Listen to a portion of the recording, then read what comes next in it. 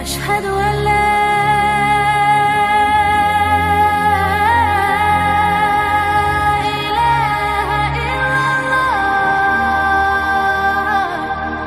munculnya Al-Imam Al-Mahdi Al-Muntadhar Muhammad ibn Abdullah yang kelak akan membawa keadilan dan juga akan membawa kaum muslimin kepada kemenangan. Tanda-tanda kiamat ini ada yang sudah berlalu dan tidak mungkin terjadi lagi, seperti diutusnya Nabi, wafatnya Nabi, bulan terbelah menjadi dua, dan begitu seterusnya. Ini tanda-tanda kiamat ini tidak mungkin terjadi lagi. Kemudian yang kedua, ada tanda-tanda itu yang terus berlangsung sejak zaman Rasul sampai hari ini, bahkan sampai kiamat dibangkitkan. Seperti tersebarnya perzinahan, hilangnya amanah, tersebarnya dusta dan maksiat-maksiat yang lainnya, dan yang lainnya juga itu akan terus berlangsung. Ada tanda-tanda kiamat itu yang tidak berhenti sampai hari ini, bahkan sampai kiamat dibangkitkan. Tapi ada tanda-tanda itu yang belum terjadi. Dari tanda-tanda kiamat kecil itu, dan pasti terjadi dan akan terjadi, seperti mengeringnya sungai Efrat, kemudian muncul bukit yang semuanya emas. Salah satunya adalah munculnya Imam Al-Mahdi yang kita akan bahas. Ini belum muncul. Kalau kita melihat riwayat-riwayat, tanda-tanda kemunculan yang belum terjadi seperti munculnya Al-Mahdi Al-Muntadhar ini memang agak unik kalau cerita Imam Mahdi ini. Karena Imam Mahdi ini munculnya satu sebagai muqaddimah masuknya ke tanda-tanda kiamat besar. Yang kedua, dia masuk pada 3 alamat kiamat besar. Pertama, munculnya Dajjal. Yang kedua, turunnya Isa bin Maryam. Dan yang ketiga, munculnya Ya'juj wa Ma'juj. Jadi Imam Mahdi ini dia tanda yang berada di 3 tanda kiamat besar. Al-Imam Mahdi berjumpa dengan Isa, berjumpa dengan Dajjal, dan berjumpa dengan Ya'juj wa Ma'juj. Karena dia sendiri adalah muqaddimah, masalahnya masuknya ke tanda-tanda kiamat besar. Ma'asyiral muslimin yang dimuliakan Allah Subhanahu wa taala. Al-Imam Mujahid, seorang ahli tafsir, mengatakan bahwa di dunia ini ada 5 raja, atau ada 4 raja, dan yang kelimanya Al-Mahdi yang pernah menguasai dunia. Yang 4 sudah berlalu, yang 2 mukmin dan 2 kafir. Adapun yang mukmin, Nabiullah Sulaiman, kekuasaannya terbentang kemana-mana, hampir separuh dunia lebih. Kemudian Raja Dzulqarnain, itu penguasa dunia. Adapun yang kafir, Namrud di masa Nabi Ibrahim alaihi salatu wassalam, dan raja yang bernama Bukhtun Nasr yang pernah membabat habis orang-orang Yahudi dan menghancurkan Palestina sehancur-hancurnya, sampai kemudian wanita dan anak-anak ditawan dan dibawa ke Babylon. Di mana dia? Lah 4 raja yang pernah menguasai dunia ini sudah berlalu. Tetapi ada satu lagi dari 4 raja yang menguasai dunia yang belum terjadi. Siapa dia? Dialah Al-Mahdi. Dialah yang akan menguasai dunia di akhir zaman. Kisah Al-Mahdi ini memang luar biasa. Kalau kita membaca riwayat-riwayat tentang kisah Al-Mahdi ini memang sampai mutawatir makna. Saking banyaknya riwayat-riwayat yang menceritakan tentang Al-Mahdi dan kehebatannya, bahwa dia akan datang membawa pembaharuan dan juga akan membawa kemenangan, sehingga agak feedback ini.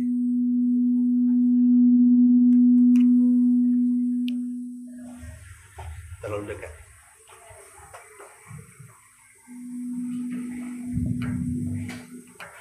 Iya.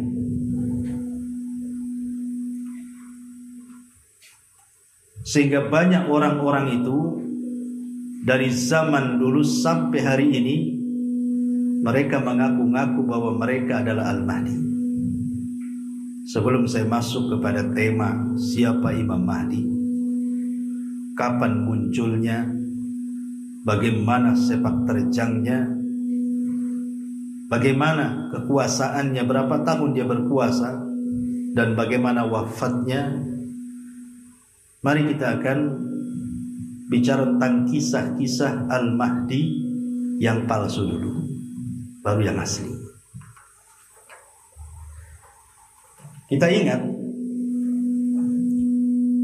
di tahun 1979. Mundur. Masih juga.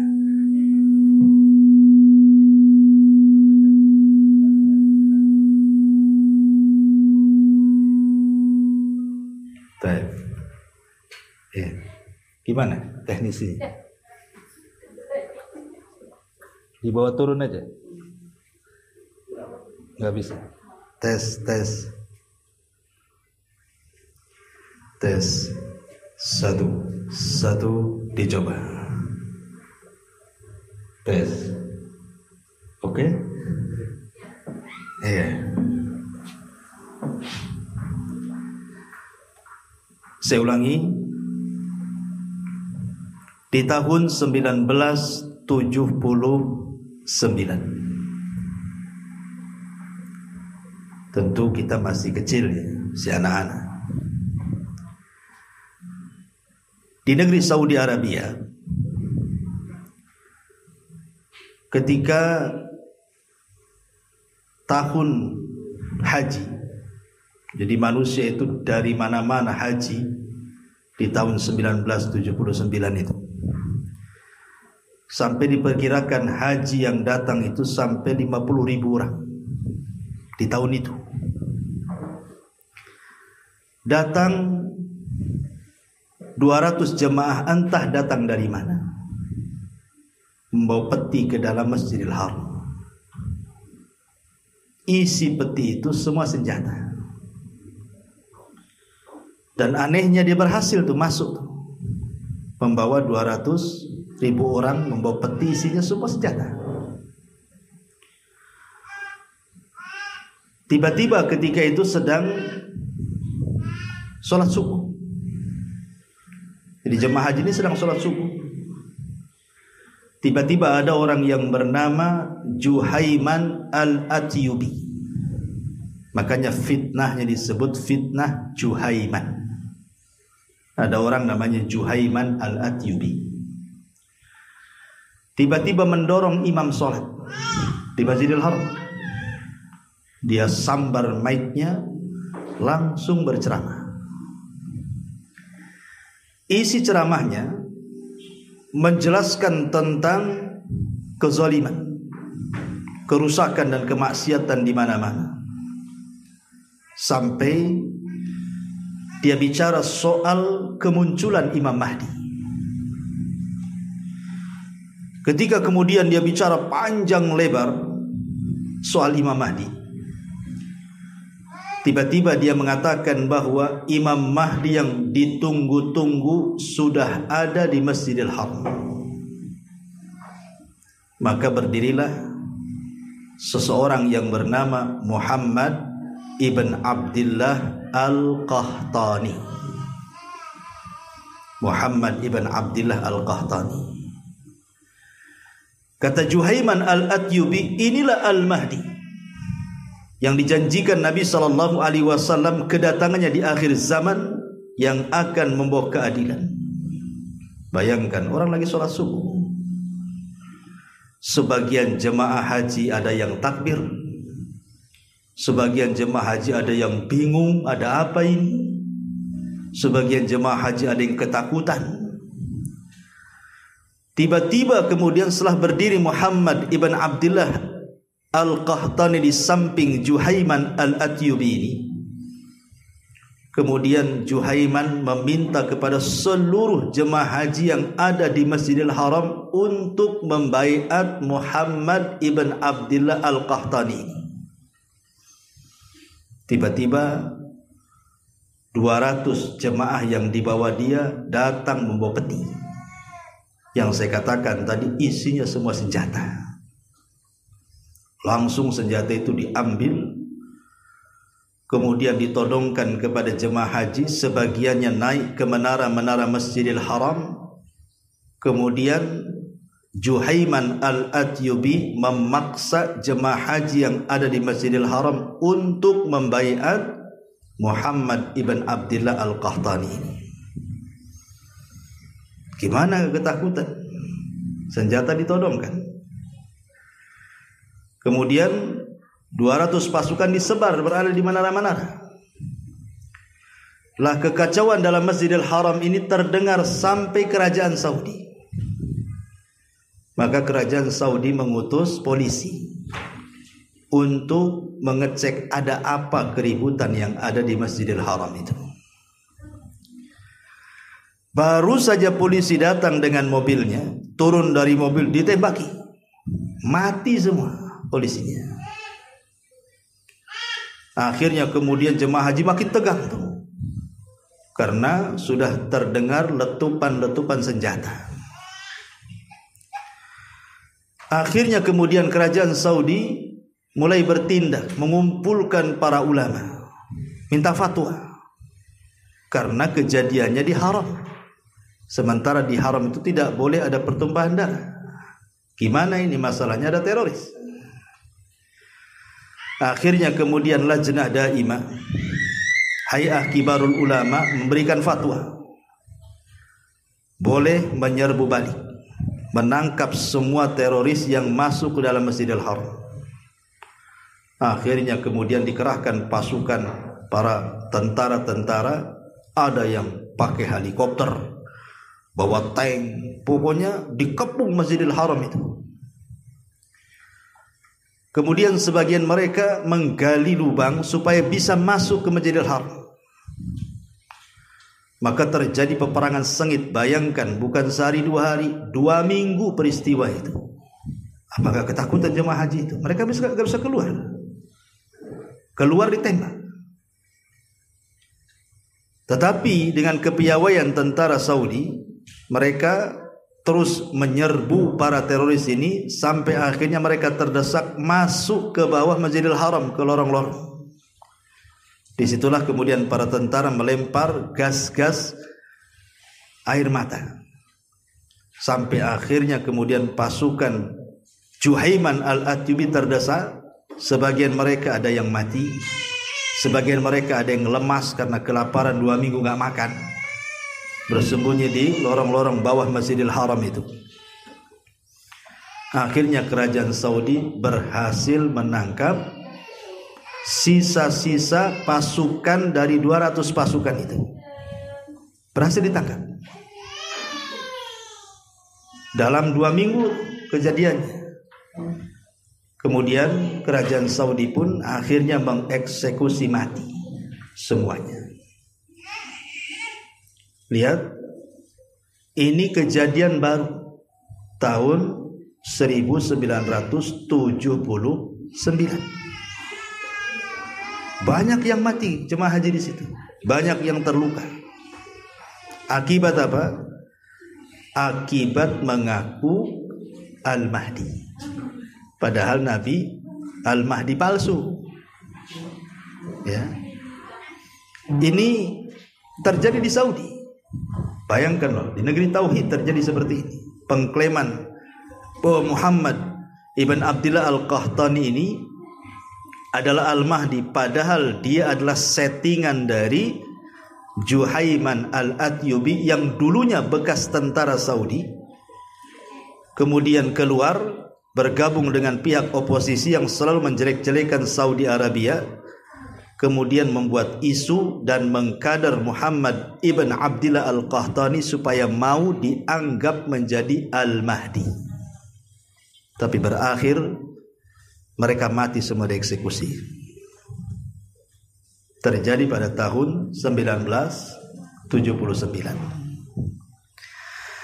Ma'asyiral muslimin wal muslimat rahimani wa rahimakumullah. Kemudian kalau kita lihat lagi sejarah, dahulu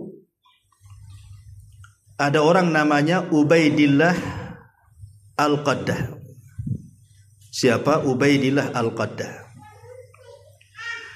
Ubaidillah Al-Qaddah ini ngaku Imam Mahdi juga tuh.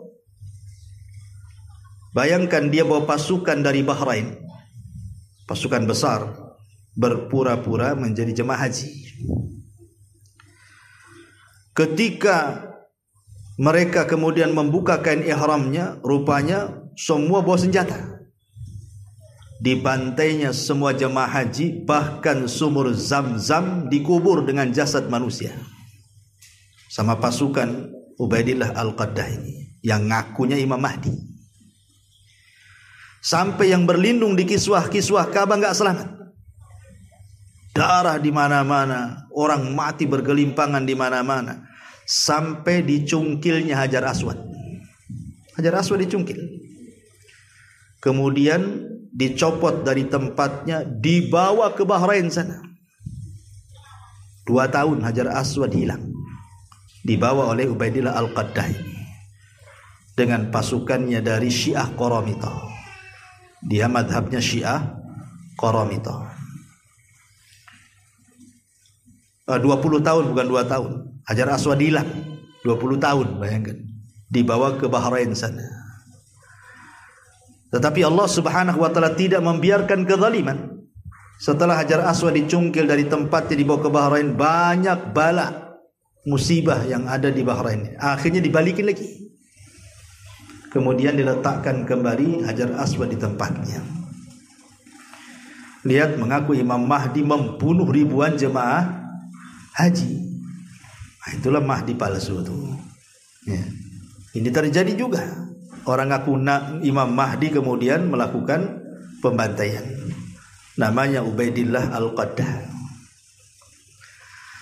Yang lucunya lagi, ada orang namanya Muhammad bin Abdillah Al-Barbari. Muhammad ibn Abdillah Al-Barbari. Dia ngaku Imam Mahdi dia.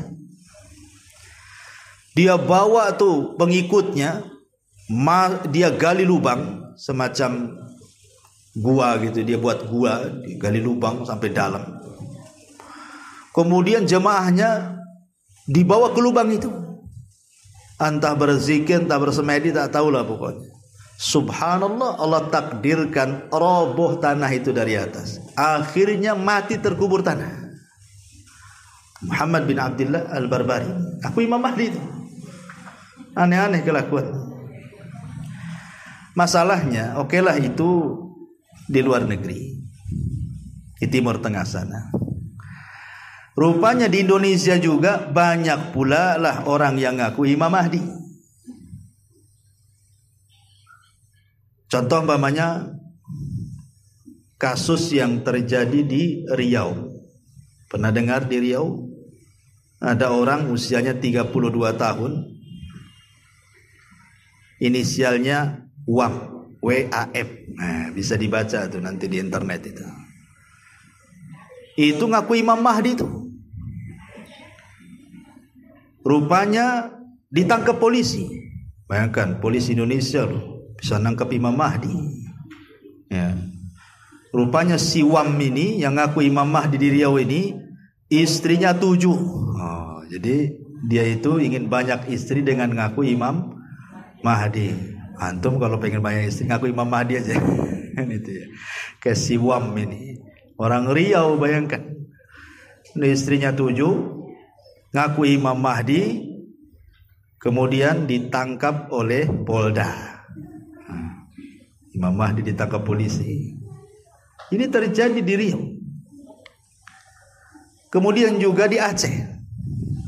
Di Aceh juga tahun 2022 baru malah. Ya, juga dihebohkan dengan seorang yang mengaku Imam Mahdi. Subhanallah. Dia membuat pengumuman di pengajian rutinnya itu bahwa dia adalah Imam Mahdi. Lagi-lagi ditangkap, kemudian diinterogasi. Kemudian di Serang. Di Serang ada juga orang ngaku Imam Mahdi. Namanya Muhammad Latif. Itu juga heboh juga dia ngaku Imam Mahdi itu. Bahkan di Depok juga ada tahun 2019 itu. Buat undangan lagi di hotel. Siapa yang ingin berjumpa dengan Imam Mahdi datang katanya. Berbaiat. Lucu-lucu Indonesia ini. Bahkan yang lebih parah lagi, ada pula lah perempuan itu ngaku Imam Mahdi. Dia buat video di media, tapi orangnya entah berantah di mana. Dicari-cari gitu, aja ketemu juga. Rupanya perempuan pula dia ngaku Imam Mahdi. Padahal Imam Mahdi itu laki-laki, kenapa jadi perempuan? Jangan-jangan LGBT kan itu. Lah dari sekian fenomena di negeri kita ini, atau di negeri Malaysia, banyak juga orang-orang yang ngaku Imam Mahdi. Kenapa mesti Imam Mahdi? Kenapa enggak yang lain saja gitu ya? Karena memang isu-isu mengaku Imam Mahdi di akhir zaman itu, itulah dagangan yang laris. Karena memang hadis-hadis Imam Mahdi ini luar biasa, menjanjikan siapa yang ikut Imam Mahdi itu akan selamat masalahnya. Ma'asyiral muslimin yang dimuliakan Allah Azza wa Jalla, inilah Mahdi palsu. Di Batam belum dengar ada orang ngaku Imam Mahdi. Kalau namanya Pak Mahdi ada, tapi ngaku Imam Mahdi belum dengar. Begini, kita mulai supaya urut pembahasannya. Ma'asyiral muslimin wal muslimat rahimani wa rahimakumullah. Nabi SAW membuat fase itu. Bagi manusia ada 5 fase. Fase pertama disebut dengan fase nubuah. Sejak zaman Adam sampai Nabi SAW. Itu disebut fase nubuah kenabian.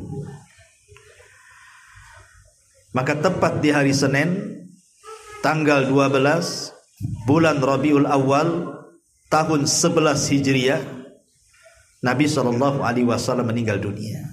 Maka berakhirlah fase kenabian. Muncul fase yang kedua yang disebut dengan fase Khulafaur Rasyidin. Dan itu hanya 30 tahun saja. Dimulai daripada Abu Bakar, kemudian Umar, kemudian Utsman, kemudian Ali, dan ditutup oleh putra Ali, Hasan ibnu Ali, yang hanya berkuasa 6 bulan lebih saja. Jadi genap dari Abu Bakar sampai Hasan ibn Ali itu hanya 30 tahun saja. Dengan menyerahkan kekuasaan Hasan ibn Ali kepada Muawiyah, maka berakhirlah fase Khulafaur Rasyidin. Kemudian fase yang ketiga berubah dari Khulafaur Rasyidin menjadi fase kerajaan yang disebut dengan mulkun wa rahmah. Lah fase kerajaan ini Rasul sallallahu alaihi wasallam mengistilahkan dengan mulkun adhah, Mulkun adhah itu maksudnya kerajaan yang bersifat dinasti, turun temurun, anaknya jadi raja, cucunya jadi raja. Lah fase ini fase ketakutan, karena takut kekuasaannya dirampas orang. Ada yang mengatakan fase ini dimulai daripada kekuasaan Bani Umayyah. Yang pertama kali rajanya adalah Muawiyah bin Abi Sufyan. Kemudian runtuhnya Bani Umayyah, tegak Bani Abbasiyah. Kemudian runtuhnya Bani Abbasiyah, tegak daulah yang lainnya sampai kepada Ottoman, atau dikenal dengan Daulah Utsmaniyah. Maka dengan runtuhnya Ottoman, kalau tidak salah tahun 1924, Ottoman jatuh. Maka berakhirlah fase ketiga yang disebut Mulkun Adham, kerajaan dinasti. Maka setelah kemudian Turki Utsmani ini runtuh, masuklah fase yang keempat yang disebut dengan Mulkun Jabriyah, kerajaan penuh dengan kezaliman. Kerajaan, kalau sebelumnya kan diktator, tetapi kalau Mulkun Jabriyah ini kerajaan penuh dengan kezaliman, kemaksiatan menyebar di mana-mana. Kita ini berada di fase yang keempat ini, di mana kemaksiatan di mana-mana, perzinahan, pembunuhan, minum khamr, syiriknya, bid'ahnya, macam-macam, semua ada. Itu disebut kerajaan yang penuh dengan kezaliman di mana-mana. Lah kita hidup di fase ini. Tetapi Allah Subhanahu wa taala tentu tidak mungkin membiarkan kezaliman selamanya. Akan ada masa-masa kezaliman itu lenyap. Akan ada masa-masa kemaksiatan itu lenyap di permukaan bumi. Tidak ada lagi raja-raja diktator, tidak ada lagi raja-raja yang zalim. Kapan itu? Ketika masuk fase yang kelima yang disebut dengan fase kembali kepada minhaj an-nubuwah. Kapan itu? Ketika munculnya Al-Imam Al-Mahdi. Ini nanti balik lagi ke masa Nabi. Tidak ada lagi kezaliman, tidak ada lagi maksiat. Semua dilenyapkan di permukaan bumi dengan adanya Imam Mahdi Al-Muntadhar ini. Ma'asyiral muslimin yang dimuliakan Allah Subhanahu wa taala. Siapa Imam Mahdi? Kalau kita melihat hadis Nabi sallallahu alaihi wasallam yang dikeluarkan Imam Abi Dawud dalam Sahih Al-Jami' As-Saghir dan disahihkan oleh Syekh Nasiruddin Al-Albani rahimahullahu taala, kata Rasul, "Lau lam yabqa minad dunya illa yaumun la tawwalallahu dzalikal yaum hatta yab'atsa rajulan min ahli yuwati wa ismahu ismi wasma abihi isma abi yamla'ul arda qistan wa adlan kama muliat zulman wa jawran." Kata Nabi sallallahu alaihi wasallam, andai dunia ini tinggal satu hari, anggaplah dunia ini tinggal satu hari, besoknya kiamat. Kalau seandainya dunia ini tinggal satu hari lagi, pasti Allah Subhanahu wa taala akan memanjangkan hari itu sampai diutus seorang laki-laki dariku atau dari keturunanku, namanya sama dengan namaku dan nama ayahnya sama dengan nama ayahku, Muhammad ibn Abdullah. Dia akan memenuhi bumi dengan kebijakan, dengan keadilan, sebagaimana bumi telah dipenuhi dengan kesewenang-wenangan dan kezaliman sebelumnya. Dari sini kita tahu bahwa Imam Mahdi ini adalah keturunan Nabi. Jalur keturunan Nabi itu kan ada dua. Pertama dari Hasan ibnu Ali, yang kedua dari Husain ibnu Ali. Yang mana satu? Ahli sunnah wal jamaah tentu berbeda dengan pendapat orang-orang Syiah. Ahli sunnah wal jamaah meyakini bahwa Al-Mahdi yang ditunggu-tunggu kemunculannya di akhir zaman itu adalah keturunan Hasan ibnu Ali. Sementara orang-orang Syiah Rafidah, Syiah Iran, dan Syiah yang lainnya, mereka menganggap bahwa Imam Mahdi itu keturunan Husain ibnu Ali. Itulah bedanya kita dengan Syiah. Bedanya Mahdi ahli sunnah dengan Mahdinya orang-orang Syiah. Kalau ahli sunnah, Imam Mahdinya keturunan Hasan. Kalau orang Syiah, Imam Mahdinya keturunan Husain. Baik, kita akan bongkar sedikit. Kenapa ahli sunnah wal jamaah mengatakan bahwa Al-Mahdi yang akan turun di akhir zaman itu adalah keturunan daripada Hasan? Begini, Hasan ibnu Ali radhiyallahu an, saat dia menjabat menjadi Khalifatur Rashidah, nggak usah pakai mic lah, kedengaran nggak? Kedengaran? Boleh. Kalau nggak kedengaran, saya tinggikan lagi volumenya. Jadi saat Hasan ibnu Ali ini berkuasa setelah ayahnya Ali bin Abi Thalib radhiyallahu an,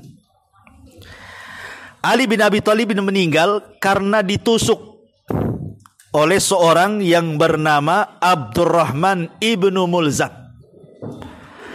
Abdurrahman ibn Mulzam ini seorang khawarij, hafal Quran, dan bacaan Qurannya sangat merdu dan luar biasa.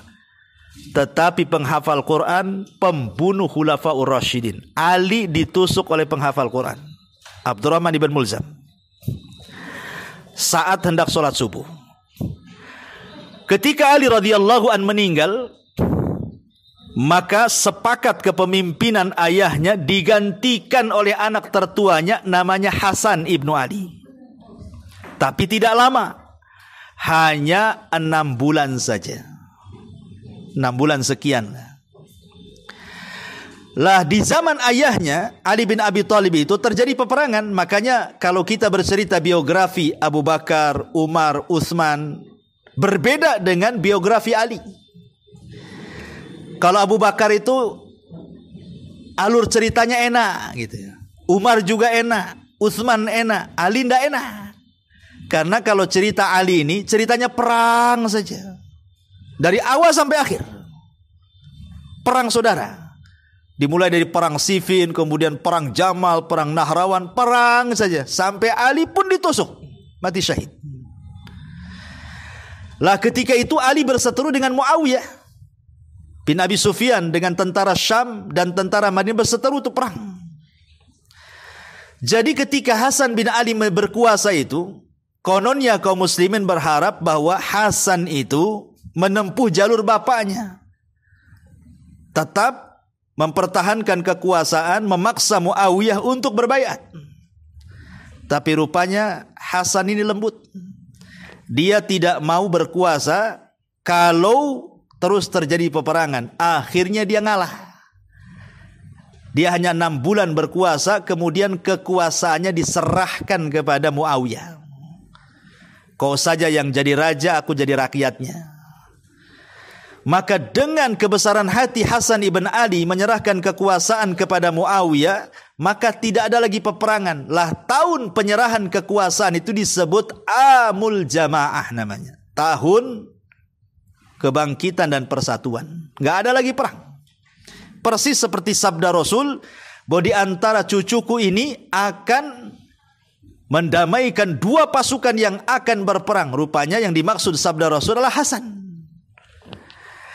Lah karena Hasan besar hati, sudah menyerahkan kekuasaannya padahal dia di puncak kekuasaan. Di zaman sekarang kalau sudah jadi penguasa, kemudian mau pensiun, oh enggak bisa. Kalau bisa tambah periodenya. Kan begitu. Kekuasaan itu kan pasti dia akan susah turunnya. Orang kalau sudah berkuasa susah turunnya loh. Bagaimana caranya kemudian dia akan mempertahankan dinastinya, kan begitu. Karena kekuasaan itu fitnah masalahnya. Lah Hasan bin Ali ini di puncak kekuasaan, dia pemimpin kaum muslimin. Tapi demi supaya jangan ada pertumpahan darah, dia serahkan loh kekuasaannya. Kau aja jadi pemimpin, biar aku jadi rakyat. Bahasanya, jangan pilih saya, pilih dia. Kalau sekarang pilih saya, jangan dia. Nah, gitu. Sekarang kan itu ya. Sewa bazar lagi. Ya. Jadi karena di puncak karirnya Hasan menyerahkan kekuasaan itulah, maka ada istilah al-jaza min jinsil amal. Namanya sebuah balasan itu ditentukan karena amalannya. Karena Hasan sudah menyerahkan kekuasaannya kepada Muawiyah, nanti Allah akan balas. Nanti di akhir zaman anak turunnya Hasan ini kelak akan memegang kekuasaan. Ya sekarang kakek buyutnya menyerahkan kepada Muawiyah, tapi nanti cucunya kekuasaan akan balik lagi ke keluarga Hasan. Disitulah muncul seorang laki-laki namanya Muhammad ibn Abdullah al-Hasani al-Alawi al-Mahdil Muntadhar. Inilah alasan kenapa ahli sunnah mengatakan bahwa Imam Mahdi itu keturunan Hasan. Adapun versinya orang Syiah berbeda. Oh bukan, Imam Mahdi bukan turunan Hasan, tapi turunan Husain. Ya. Karena orang Syiah itu menganggap di antara keyakinan mereka itu, mereka meyakini di antara turunan Ali dari jalur Husain itu ada 12 imam yang perkataannya sama dengan Nabi Maksum. Perkataannya sama dengan sabda Nabi. Lah imam 12 yang diagungkan orang Syiah itu ditutup ke-12-nya namanya Muhammad Hasan al-Ashkari. Muhammad Hasan al-Ashkari inilah yang diklaim orang-orang Syiah sebagai Imam Mahdi yang akan muncul di akhir zaman. Konon waktu bayi, Muhammad Hasan al-Ash'ari ini karena takut dibunuh, akhirnya disembunyikan di sebuah gua di Irak. Nama guanya Sirdab. Disitulah bayi mungil Muhammad Hasan al-Ash'ari disembunyikan, kemudian ditutup guanya. Kemudian mereka meyakini bahwa bayi itu akan dirawat malaikat. Dan kelak di akhir zaman bayi itu akan tumbuh dewasa dan akan keluar dari gua dan akan menjadi Al-Mahdi. Makanya hari ini orang-orang Syiah banyak berziarah ke Sirdab. Kemudian menggedor-gedor pintu gua Sirdab, kemudian mengatakan ukhruj ya Mahdi, ukhruj ya Mahdi. Keluar wahai Mahdi, keluar wahai Mahdi. Dan di situ ada lubang kecil yang bisa diteropong. Yang nggak akan keluar Imam Mahdinya aja nggak ada. Itu kan mitosnya orang-orang Syiah saja. Ya. Mereka mengklaim bahwa Syiah itu mengklaim Imam Mahdi itu adalah Muhammad Hasan al-Ashkari yang konon sembunyi di Sirdab, di gua di Irak sana. Nah ini angan-angan mereka. Pertama namanya saja sudah Muhammad ibn Hasan. Sementara Rasul mengatakan Imam Mahdi itu namanya sama dengan namaku dan nama bapaknya sama dengan nama bapakku, artinya Muhammad ibn Abdullah. Kenapa jadi Muhammad ibn Hasan al-Ashkari? Ya kan? Dari segi nama saja sudah berbeda, apalagi dibumbui dengan cerita-cerita khurafat. Dari sini kita tahu Imam Mahdi ahli sunnah keturunan Hasan ibnu Ali. Makanya disebut Muhammad ibn Abdullah al-Hasani karena keturunan Hasan, al-Alawi karena keturunan Ali, al-Mahdi yang diberikan petunjuk, al-Muntadhar yang ditunggu-tunggu kedatangannya. Ya. Ma'asyiral muslimin wal muslimat rahimani wa rahimakumullah. Bicara lebih lanjut kisah Imam Mahdi ini, ada sebuah hadis. Kata Nabi SAW, dahulu di zaman Nabi, ada seorang sahabat namanya Ibnu Hawala. Ada seorang sahabat namanya Ibnu Hawala. Ibnu Hawala ini, dia kalah perang. Sehingga raut mukanya sedih menghadap Nabi SAW karena kekalahan perang. Kemudian Nabi SAW langsung memegang rambutnya, kepalanya Ibnu Hawalah itu. Kemudian kata Nabi SAW, "Ya Ibnu Hawalah, idza ra'aital khilafata qad nazalatil ardal muqaddasata faqad danatiz zalazil wal balaya wal umurul idham was sa'atu yawma idin aqrab minan nas min yadi hadhihi min ra'sik." Kata Rasul, "Wahai Ibnu Hawalah, kalau engkau sudah melihat kekhilafahan muncul di negeri yang disucikan Baitul Maqdis di Palestina sana, maka sudah akan dekat banyaknya gempa, banyaknya musibah, banyaknya perkara-perkara besar. Dan ketika itu kiamat lebih dekat dari manusia daripada tanganku di atas kepalamu ini." Artinya nanti di akhir zaman pusat kekuasaan kaum muslimin berada di mana? Di Palestina, di Baitul Maqdis. Makanya Nabi SAW menguatkan hadis ini dengan hadis Imranu Baitul Maqdis kharabu Yathrib. Ketika Baitul Maqdis menjadi kekuatan kaum muslimin, maka robohlah kota Madinah. Bukan roboh kota Madinah maksudnya hancur, tidak, anda. Dan sekarang Madinah masih bagus ekonominya, orang-orang baik pun banyak di sana. Ya, karena ada orang yang memprediksi ini Imam Mahdi keluar 2024 katanya. Ya. Enggak, masih lama, ya, karena tanda-tandanya juga masih belum banyak muncul kemunculan Al-Mahdi ini. Prediksi-prediksi boleh, tetapi jangan sampai memastikan. Tidak boleh memastikan sesuatu perkara gaib itu, karena tidak ada yang tahu kecuali Allah masalahnya. Jangan sok memastikan nih tahun ini akan keluar Al-Mahdi. Ini nakuti orang namanya. Anda bukan sedang berdakwah, sedang nakut-nakuti orang. Ya. Kita yakin Imam Mahdi ada, kapan munculnya wallahu alam. Tunggu sajalah kan begitu. Ya. Lah kata Nabi SAW, nanti tuh kalau Madinah roboh, kemudian Baitul Maqdis menjadi pusat kekuasaan kaum muslimin, apa kata Nabi SAW? Wa kharabu Yathrib khurujul malhama. Ketika Madinah roboh, disinilah akan terjadi perang maha dahsyat yang disebut dengan Armageddon, atau bahasa hadis Malhamatul Kubra namanya. Apa Malhamatul Kubra itu? Malhama itu diambil dari lahmun, artinya daging. Kubro itu besar. Kenapa perangnya disebut perang daging gitu ya? Karena nanti di akhir zaman itu ada sebagian para ulama berpendapat nanti senjata-senjata teknologi itu sudah nggak akan berlaku tuh. Mobil saja kalau nggak ada petrol, nggak ada bensin, nggak ada pertamax, nggak akan jalan. Coba saja mogok di jalan habis bensin. Lah ketika kemudian bahan-bahan bakar itu sudah mengering di bumi, untuk apa itu pesawat itu? Udah nggak bisa terbang lagi. Ya. Makanya kata sebagian ulama nanti di akhir zaman tuh perang itu akan kembali kepada tempo baheula. Tempo dulu, ya pakai tombak, pakai pedang, bawa kuda, pakai panah gitu ya, bawa golo, ya, pokoknya balik lagi. Berhadap-hadapan sehingga saking serunya perang itu, saling sabat menyabat sehingga daging itu berhambur-hambur.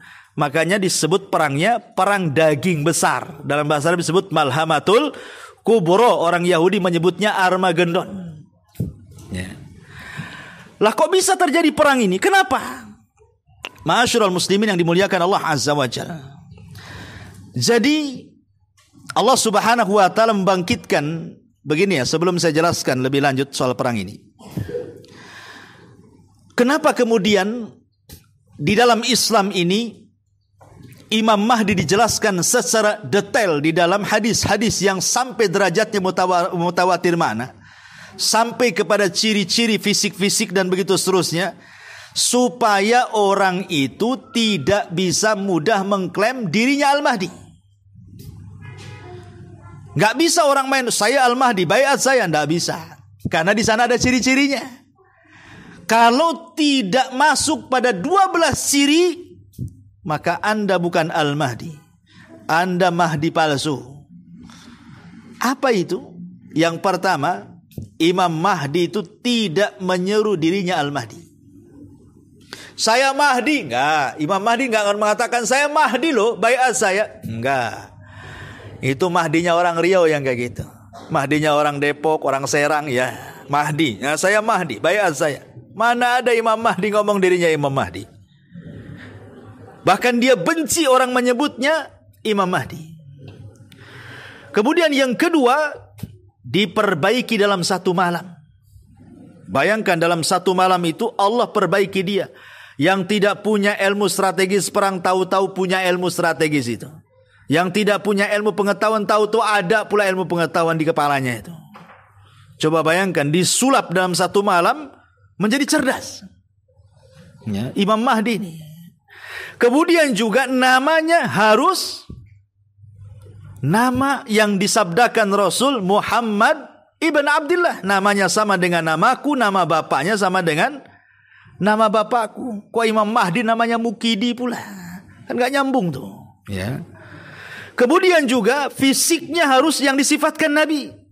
Seperti dahinya lebar, hidungnya mancung. Ini yang ngaku Mahdi pesek-pesek, ini mana ceritanya?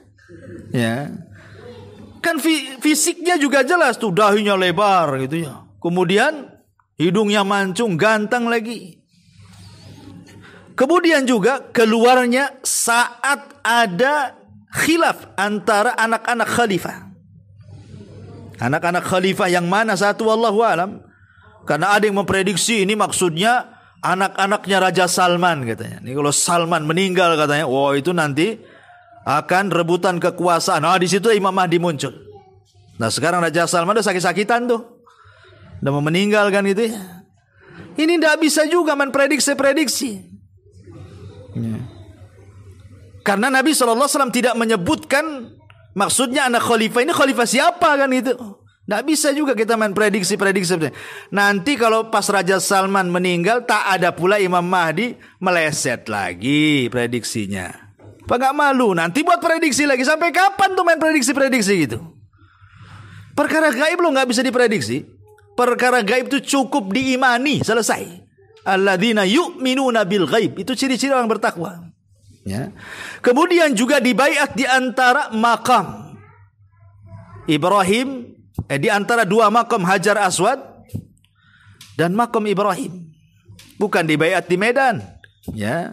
Karena dia Imam Mahdi orang Medan juga tuh. Dibaiat di Medan, ya. Kemudian juga orangnya harus baik, harus soleh. Harus betul-betul mengikuti Al-Quran dan Sunnah Nabi SAW. Karena dia turunan Nabi. Dan membawa minhajun nubuwah, membawa manhaj kenabian, betul-betul mengikuti Al-Quran dan Sunnah Nabi SAW. Dan inilah ciri-ciri yang paling jelas. Ini nih, ciri-ciri yang paling jelas adalah terjadi gempa di Baidah. Jadi ketika Imam Mahdi dibaiat di antara dua makam itu, dua rukun, Hajar Aswad dan makam Ibrahim, ya, maka pembaiatan Imam Mahdi ini terdengar sampai Syam.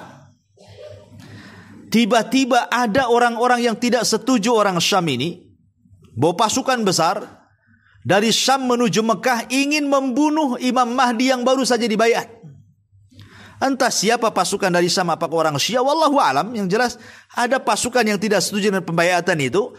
Ketika sampai di antara Mekah dan Madinah namanya Baidah, pasukan ini digempakan Allah sehingga terperosok masuk ke bumi.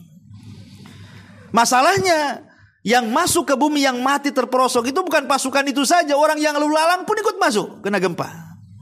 Sampai Aisyah radhiyallahu anha ummul mukminin bertanya kepada Rasul, Rasul kalau pasukan yang membunuh Imam Mahdi terperosok ke tanah ya biarin saja.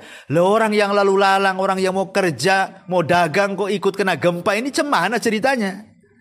Maka Rasul mengatakan yub'atsuna yaumal qiyamati ala niyatihim. Mereka akan dibangkitkan pada hari kiamat sesuai dengan niat-niat mereka.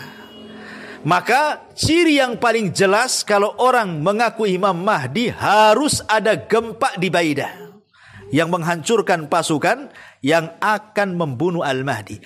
Kalau itu tidak terjadi, tiba-tiba ngaku Imam Mahdi, wah, Imam Mahdi kaleng-kaleng itu. Ya, Imam Mahdi nggak jelas. Karena ini tanda yang paling jelas kalau terjadi Gempa di Baidah itu. Kemudian datangnya Imam Mahdi saat manusia banyak kerusakannya, banyak kezalimannya, dia datang untuk memperbaiki.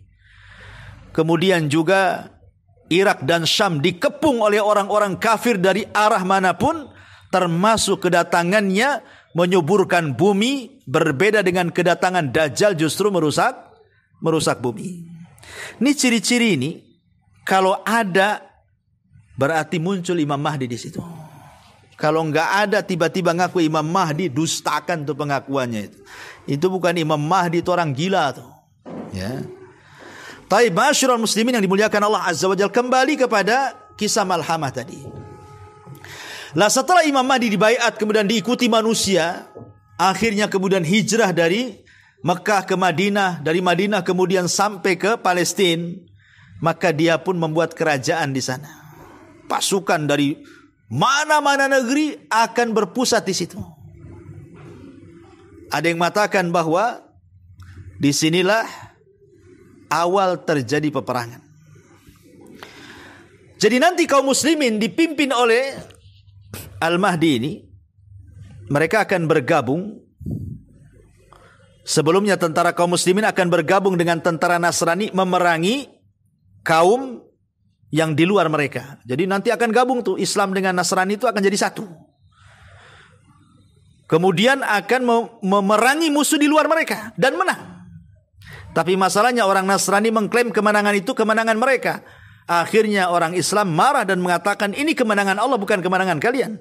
Maka disitulah akhirnya orang Nasrani keluar dari perjanjian. Lah terjadilah disinilah perang antara Muslim dengan Nasrani yang disebut dengan perang salib.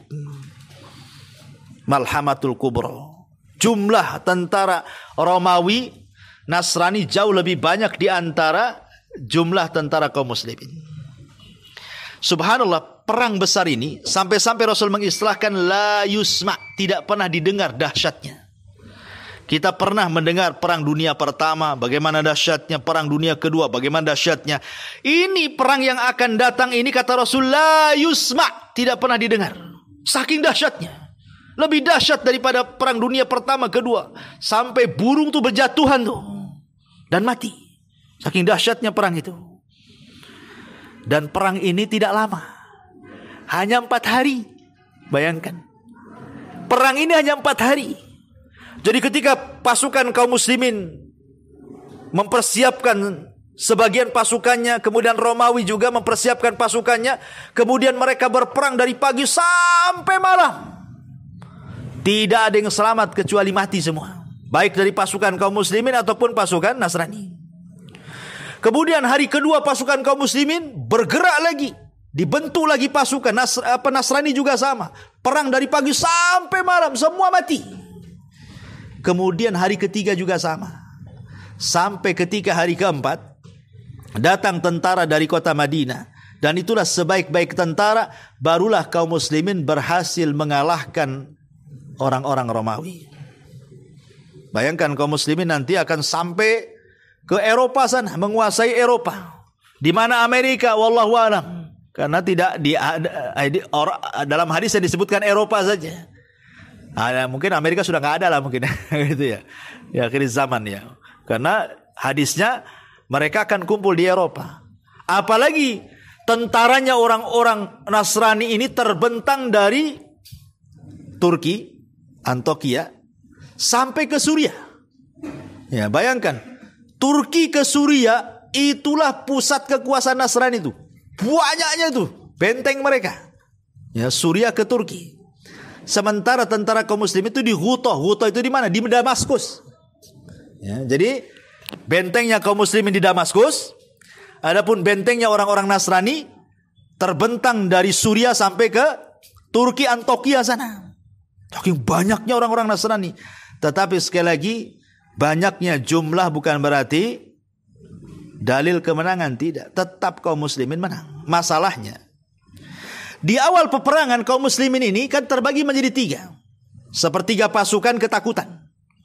Sehingga mereka tunggang langgang, sebagian mereka bergabung dengan tentara Nasrani. Kata Rasul, la yatubullahu alaihim. Mereka tidak akan diterima tobatnya.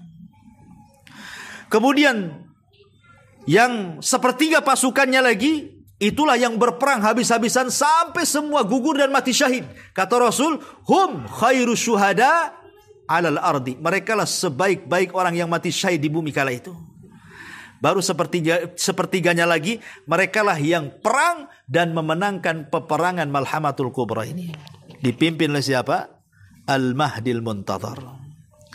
Lah baru setelah perang inilah muncul Dajjal. Ya, setelah ya tentu masih panjang sebenarnya peperangannya. Kaum muslimin menguasai Konstantinopel, satu daerah yang sebagian di daratan, sebagian di lautan, kata Rasul. Konstantinopel itu, ya kalau sekarang Konstantin kan masih dikuasai kaum muslimin kan itu ya. Di Turki sana kan, masih di Erdogan lah kan. Ya di akhir zaman justru itu pusatnya orang-orang Nasrani itu. Nanti di akhir zaman. Tapi nanti Konstantin itu akan direbut lagi. Tidak dengan pedang, tidak dengan panah, tidak dengan tombak. Cukup dengan la ilaha illallah, roboh kota itu. Subhanallah. Ya. Setelah kemudian mereka pun sampai ke daratan Eropa, kemudian mereka menggantungkan pedang di pohon zaitun karena kemenangan yang luar biasa. Disinilah mereka mendengar Dajjal muncul. Pertanyaannya, ketika perang Muslim dengan Nasrani, kemana Yahudi? Di mana Yahudi? Kenapa tidak gabung dengan Nasrani? Sebagaimana mengatakan orang Yahudi ketakutan. Mereka bersembunyi di Aspahan. Dan ingat, Dajjal itu tidak akan keluar kecuali karena kemarahan yang disulut. Makanya ketika orang-orang Yahudi tidak membantu Nasrani untuk memerangi orang Islam, mereka ketakutan sembunyi di Aspahan. Disitulah Dajjal marah. Makanya Dajjal keluar, kemudian ke Iran. Kemana? Ke Khurasan. Lebih tepatnya ke Aspahan. Disitulah 70.000 Yahudi lengkap dengan seragamnya sudah menanti Dajjal, Mesius kata mereka. Jadi Imam Mahdinya orang Yahudi itu ya Dajjal. Kalau Imam Mahdinya orang-orang Nasrani, Isa bin Maryam. Kalau Imam Mahdinya kita Muhammad ibn Abdullah al-Hasani al-Alawi. Lah kemudian Dajjal bergerak. Mulailah kemudian diikuti oleh orang-orang Turuk. Kemudian orang-orang Arab jahil. Kemudian wanita-wanita, orang-orang munafik. Lambat laun pasukan Dajjal banyak berperang melawan pasukan Imam Mahdi. Imam Mahdi kewalahan tidak bisa. Makanya Allah katakan bersembunyilah kalian di Bukit Tur katanya. Maka kaum muslimin bersembunyi di Bukit Tur karena tidak bisa melawan Dajjal. Masalahnya mereka dikepung. Akhirnya kelaparan sampai Rasul mengatakan kalau ada kepala kerbau itu lebih baik dibandingkan emas dan perak. Karena saat itulah yang dibutuhkan, mereka lapar. Sampai satu hari tidak mungkinlah mereka kelaparan kemudian mati karena tidak makan. Sehingga sebagian kaum muslimin harus punya sikap. Ini kalau kita terus di atas bukit dikepung oleh tentara Dajjal, kemudian kita mati kelaparan di sini, ini mati apa? Sebaiknya kita menyerang. Apakah kita akan hidup mulia atau mati syahid? Maka sepakat kaum muslimin dan Al-Mahdi untuk turun gunung melawan tentara Dajjal. Maka di waktu subuh azan pun dikumandangkan. Ketika azan dikumandangkan itulah tiba-tiba langit digelapkan setelah azan. Kaum muslimin melihat ke atas.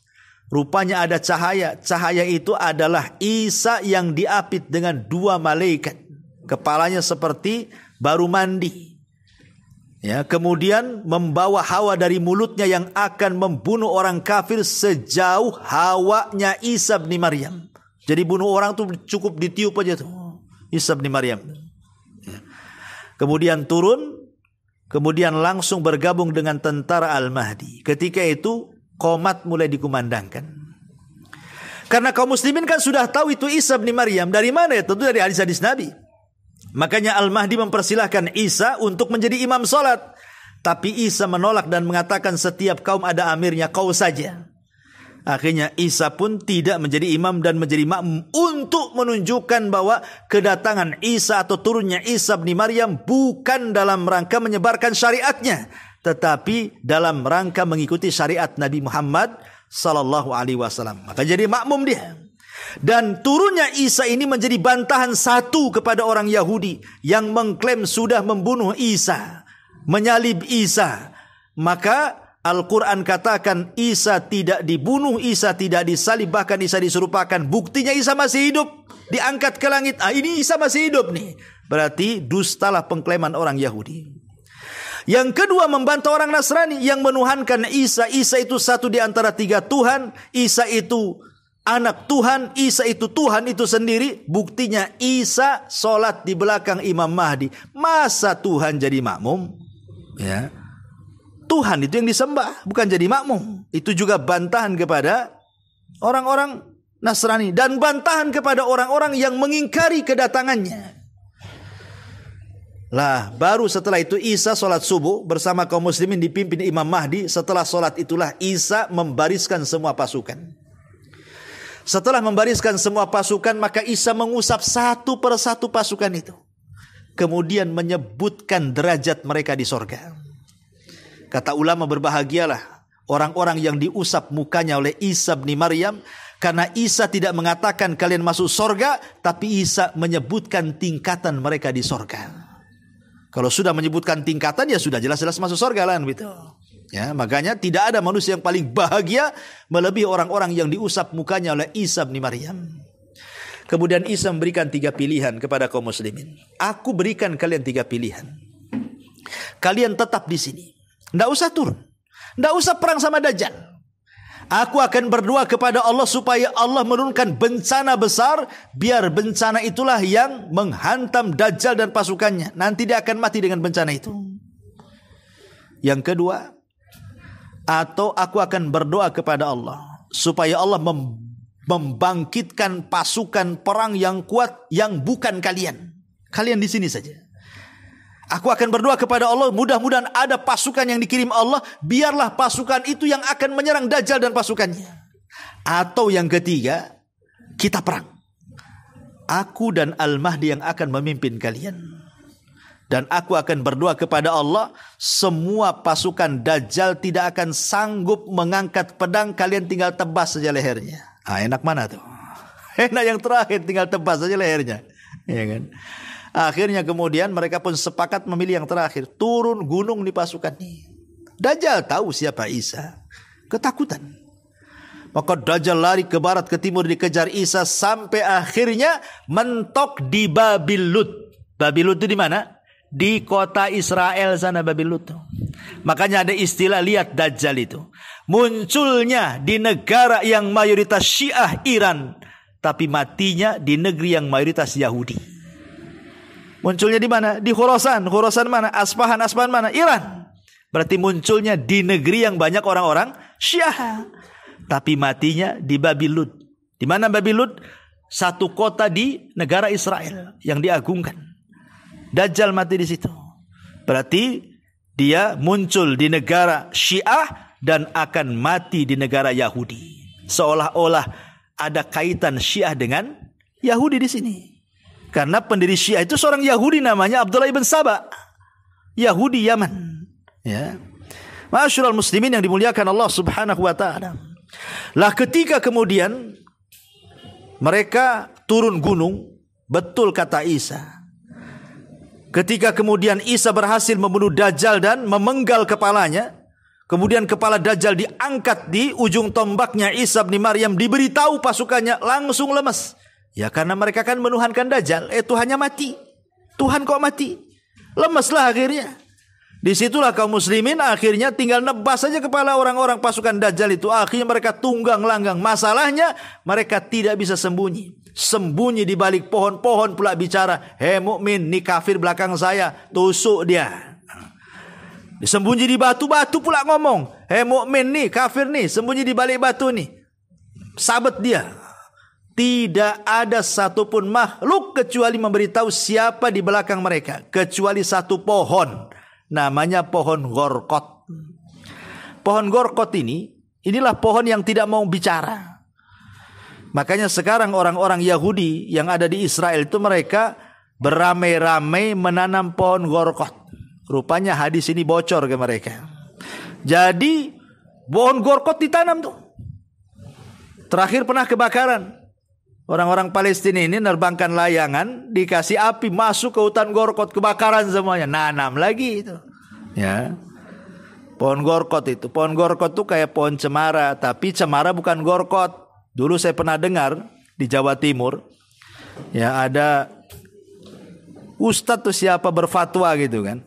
Ini pohon cemara, ini pohon gorkot katanya. Itu pohonnya Dajjal, harus ditebang cemara satu Indonesia ini. Lah, kok bisa ke cemara pula pohon gorkot nih? Ya. Gorkot lah, cemara nggak ada hubungan gorkot dengan cemara. Cemara bukan gorkot bukan cemara kan itu. Jadi pohon inilah yang tidak akan bicara. Akhirnya setelah Dajjal meninggal, orang pasukannya juga tunggang langgang banyak yang mati. Disitulah Isa bin Maryam memberikan dua pilihan kepada musuh-musuhnya. Masuk Islam, ikut agama Nabi, ataukah kalian mati dipenggal. Nggak ada yang ketiga. Kalau di zaman Nabi ada tiga. Masuk Islam, kalau tak mau bayar upeti, kalau tak mau perang. Nah, ini dia. Di akhir zaman nggak ada upeti-upetian. Masuk Islam atau mati. Akhirnya kemudian daripada mati, masuk Islam mereka. Makanya Allah mengisyaratkan dalam Al-Quran, wa im min ahlil kitab illa la yu'minan nabihi qabla mautihi. Dan sebagian ahli kitab itu, mereka akan beriman kepada syariat Rasulullah atas jasa Isa bin Maryam. Mereka akan masuk Islam. Tetapi Al-Mahdi itu tidak lama berkuasa, hanya 7 tahun kemudian meninggal. Lebihnya kekuasaan dipegang Isa bin Maryam, ada yang mengatakan sampai 40 tahun. Setelah itu, setelah Dajjal meninggal, muncul pula makhluk yang namanya Ya'juj wa Ma'juj. Ya, itu muncul tuh. Habis Dajjal hilang, muncul pula makhluk yang lebih jahat lagi. Karena Ya'juj dan Ma'juj itu fitnahnya beda dengan Dajjal. Kalau Dajjal itu kan tidak membunuh orang. Dia hanya nyesatin orang saja. Bahkan kalau yang ikut dia disenangkan. Kalau Ya'juj dan Ma'juj itu tidak ada fitnah agama itu. Semua fitnah dunia. Dia itu tidak senang dengan ras, di luar rasnya saja. Di luar kabilahnya. Pokoknya dibantai. Ini nampak ini bukan ras saya, dibantai. Ya.